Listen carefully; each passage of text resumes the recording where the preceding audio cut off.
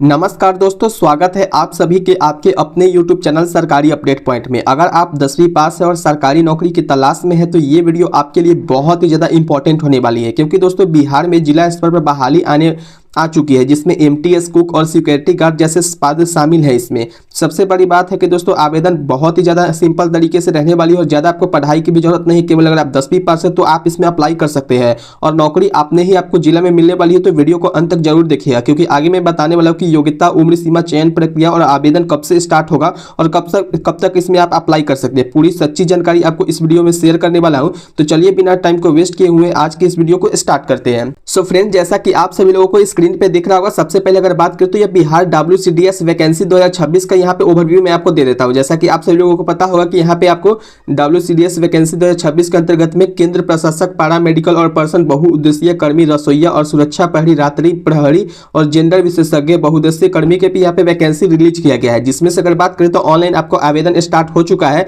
30 दिसंबर से अप्लाई होना स्टार्टिंग हुआ था। एंड बात करें कि इसका लास्ट डेट कब तक है, तो फ्रेंड्स अगर इसकी लास्ट डेट की बात करें तो 14 जनवरी 2026 तक आप इसमें अप्लाई कर सकते हैं। यानी कि अभी भी आपके पास टाइम है। आज हमारे पास है 7 जनवरी है, तो आप इसमें लगभग आपके पास 7 दिन का भी टाइम बचा हुआ है। तो आप इसमें अप्लाई जरूर करें। अगर आप 10वीं पास है तो आप इसमें अप्लाई कर सकते हैं। तो चलिए बताता हूँ कौन कौन सी ऐसी पोस्ट है और एजुकेशन क्वालिफिकेशन क्या होने वाली है। दोस्तों सबसे पहले बात कर लेते हैं कि इसके लिए आपको एलिजिबिलिटी क्या मांगा गया है, यानी कि एज लिमिट क्या रखा गया। तो दोस्तों सबसे पहले बात करें तो उम्मीदवार की जो न्यूनतम एज है वो 18 ईयर्स होनी चाहिए। यानी कि अगर आपकी 18 साल एज है तो आप इस पोस्ट में अप्लाई कर सकते हैं। अगर 18 साल से कम है तो आप इसमें अप्लाई नहीं कर पाएंगे। एंड बात करें मैक्सिमम एज की, कि मैक्सिमम एज कहां तक रखा गया, तो जैसा कि आप सभी लोगों को स्क्रीन पे दिख रहा होगा, एज लिमिट की अगर बात करें मैक्सिमम की, तो जो यूआर कैटेगरी है यानी कि अनरिजर्व कैटेगरी वालों के लिए यहाँ पे 37 साल का एज रिलैक्सेशन रखा गया। यानी कि अगर आप 10वीं पास और 37 साल अगर आपकी एज है तो आप इसमें अप्लाई कर सकते हैं। एंड बात करें BC एंड EBC कैटेगरी वालों के लिए, यानी कि मेल एंड फीमेल दोनों कैंडिडेट के लिए, पिछड़ा वर्ग और अत्यंत पिछड़ा वर्गों के लिए, तो 40 साल तक आप इसमें है तो आपका एज में अप्लाई कर सकते हैं। साथ ही बात करें अनरिजर्व कैटेगरी की महिलाओं के लिए, तो अनरिजर्व कैटेगरी की जो महिला है उनके लिए भी 40 ईयर्स का आपको एज रिलैक्सेशन देखने को मिलती है। दोस्तों वही बात करें कि अनुसूचित जाति यानी कि SC ST male and female दोनों कैंडिडेट के लिए तो 42 ईयर्स एज है, तो आप इसमें अप्लाई कर सकते हैं। अब आप बात करते हैं एजुकेशन क्वालिफिकेशन की, यानी कि शैक्षणिक योग्यताएं क्या रहने वाली है इस पोस्ट में। तो बात करें तो केंद्र प्रशासक जो कि महिलाओं के लिए यहाँ पे आरक्षित किया गया है, जिसमें उम्मीदवार ने कानून, समाज कार्य, समाज शास्त्र अथवा समाज विज्ञान के मनोविज्ञान में ग्रेजुएशन किया है, स्नातकोत्तर किया है, तो आप इसमें अप्लाई कर सकते हैं। केंद्र प्रशासक जो कि महिलाओं के लिए यहाँ पे पोस्ट निकाला गया है। अगर सेकेंड वैकेंसी की बात करें तो पारा मेडिकल पर्सन जो है, जिसमें अंशकालिक जो महिला हेतु है, इसमें निकाला गया, जिसमें उम्मीदवार ने पैरामेडिक्स में प्रोफेशनल डिग्री डिप्लोमा प्राप्त जिसने किया है, तो आप इसमें अप्लाई कर पाएंगे। नेक्स्ट बात करें तो बहुउद्देशीय कर्मी यानी कि रसोईया का जो पद होता है उसके लिए उम्मीदवारों से मान्यता प्राप्त बोर्ड से या फिर किसी भी आप सब्जेक्ट से आप पास किए हैं, क्लास 10 पास किए यानी कि मैट्रिक पास किए हैं, तो आप बहुउद्देशीय कर्मी यानी कि रसोईया के पद पे आप अप्लाई कर सकते हैं। दोस्तों बात करें सुरक्षा प्रहरी और रात्रि प्रहरी के लिए, तो सुरक्षा प्रहरी और रात्रि प्रहरी के जो उम्मीदवार है मान्यता प्राप्त बोर्ड से 10वीं मांगा गया, यानी कि मैट्रिक अगर पास किए हैं तो आप इसमें अप्लाई कर पाएंगे।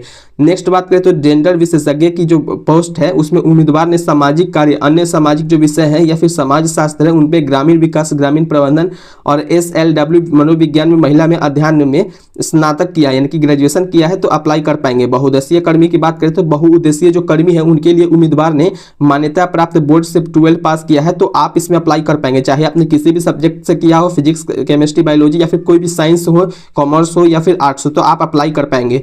अब दोस्तों बात कर लेते हैं कुछ ऐसे डॉक्यूमेंट्स को जिसमें आपको अप्लाई करने के लिए ये डॉक्यूमेंट्स होना बहुत ही ज्यादा आवश्यक है। अगर आपके पास ये डॉक्यूमेंट्स नहीं होते हैं तो आप इसमें अप्लाई नहीं कर पाएंगे। दोस्तों सबसे पहले डॉक्यूमेंट्स की बात करते हैं तो सबसे पहले यहाँ पे जो डॉक्यूमेंट्स मांगा गया है उसमें से आधार कार्ड है। आधार कार्ड सबसे ज्यादा जरूरी है, तो आधार कार्ड इसमें आपको लगेगा। और एजुकेशन क्वालिफिकेशन से संबंधित जो भी आपके पास डॉक्यूमेंट्स होगा उसको यहाँ पे लगाना है। फॉर एग्जाम्पल के लिए अगर किसी ने 10वीं पास किया है तो केवल 10वीं के आधार पर ही आपको, तो यहाँ पे जो मिनिमम क्वालिफिकेशन रखा गया वो तो है ही, लेकिन अगर आपने 12 पास किया है, ग्रेजुएशन किया है, तो 10वीं के साथ साथ आपको 12 और ग्रेजुएशन का भी सर्टिफिकेट लगाना रहता है। क्योंकि जो एजुकेशन क्वालिफिकेशन होता है यहाँ पे हायर एजुकेशन क्वालिफिकेशन खोजा जाता है, जिसमें कोई भी एग्जामिनेशन आपसे यहाँ पे नहीं ली जाती है। दोस्तों बात करें तो जो निवास प्रमाण पत्र ये आपसे खोजा जाता है। निवास प्रमाण पत्र का मतलब होता है डोमिसाइल सर्टिफिकेट। अगर आपके पास डोमिसाइल सर्टिफिकेट नहीं है तो आप सिंपली जाकर के आप बनवा सकते हैं किसी भी साइबर कैफे से, या फिर आप खुद ही जाकर के सर्विस प्लस ऐप से जाकर के बना सकते हैं। नेक्स्ट बात करें जाति प्रमाण पत्र की। दोस्तों जाति प्रमाण पत्र की बात करें तो जाति प्रमाण पत्र आपको एज रिलैक्सेशन अगर लेना है, चाहे आपको चाहते हैं कि जिस वैकेंसी आई है उसमें अगर आप चाहते हैं कि छूट पाना, तो आपको जाति प्रमाण पत्र यहाँ पे लगाना पड़ेगा, चाहे आप बीसी कैटेगरी से हो या फिर ईबीसी कैटेगरी से हो या फिर आप एससी एसटी कैटेगरी से आप बिलोंग करते हैं, तो आपको यहाँ पे लगाना पड़ता है। नेक्स्ट बात करें तो आपके पास पासपोर्ट साइज फोटो होना चाहिए और ईमेल आईडी भी आपके पास होनी चाहिए और एक मोबाइल नंबर यहाँ पे आपसे मांगा गया है। मोबाइल नंबर बहुत ज़्यादा इंपॉर्टेंट है, तो ये भी आपको रख लेनी है।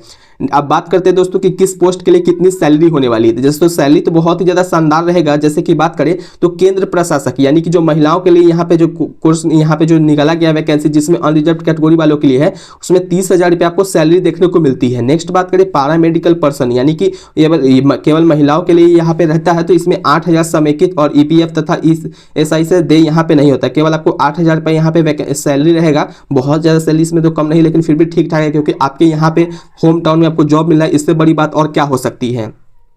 नेक्स्ट बात करें दोस्तों तो नेक्स्ट है यहाँ पे बहुउद्देशीय कर्मी यानी कि रसोईया के पोस्ट पे वैकेंसी निकाला गया है, जिसमें 13,000 रुपये आपको सैलरी देखने को मिलेगा। इस 13,000 के सैलरी में आपको पीएफ वगैरह सब कुछ जोड़ जाड़ करके अलग से यहाँ पे दिया जाता है। 13,000 लगभग मान सकते हैं 13,000 सैलरी मिलता है। और बात करें सुरक्षा प्रहरी और रात्रि प्रहरी के लिए, तो सुरक्षा प्रहरी और रात्रि प्रहरी के लिए भी 13,000 रुपये यहाँ पे सैलरी दिया जाता है। नेक्स्ट बात करें जेंडर विशेषज्ञों के लिए, तो जेंडर विशेषज्ञों के लिए यहाँ पे 23,000 वैकेंसी है। बाकी बहुउद्देशीय कर्मी की बात करें जिसमें 12th लेवल की पोस्ट है, तो उनके लिए आप 12,000 रुपये यहाँ पे सैलरी देखने को मिलती है। अब बात करते हैं पोस्ट डिटेल के, कितनी किस जिले में कितनी वैकेंसी और कहाँ पे कितना वैकेंसी यहाँ पे रिलीज किया गया है। तो वैकेंसी बहुत ही ज़्यादा कम तो नहीं, लेकिन फिर भी ठीक ठाक है। जैसे कि बात करें तो विज्ञापन संख्या 2/2025 में यह निकाला गया था, जिसमें केंद्र प्रशासक यानी कि महिलाओं के लिए केवल यहाँ पे था, जिसमें एक वैकेंसी था, केवल इसमें महिलाएं ही इसमें अप्लाई कर सकते हैं, इसलिए आपको एक वैकेंसी यहाँ पे दिया गया है। फिर बात की पारा मेडिकल जो कि पर्सन असंक्लिक महिला हेतु यहाँ पे है, इसमें एक वैकेंसी, केवल इसमें इस दोनों पोस्ट में केवल महिला ही अप्लाई कर सकती है। बाकी बहुउद्देशीय कर्मी की बात करें तो उसमें आपको 2 पोस्ट आपको देखने को मिलती है, जिसमें से सुरक्षा प्रहरी की 3 पोस्ट है और इसमें मेल एंड फीमेल दोनों कैंडिडेट अप्लाई कर सकते हैं। नेक्स्ट बात करें तो जेंडर विशेषज्ञों के लिए एक वैकेंसी है और बहुउद्देशीय कर्मी के लिए भी एक वैकेंसी यहाँ पे रिलीज किया गया है।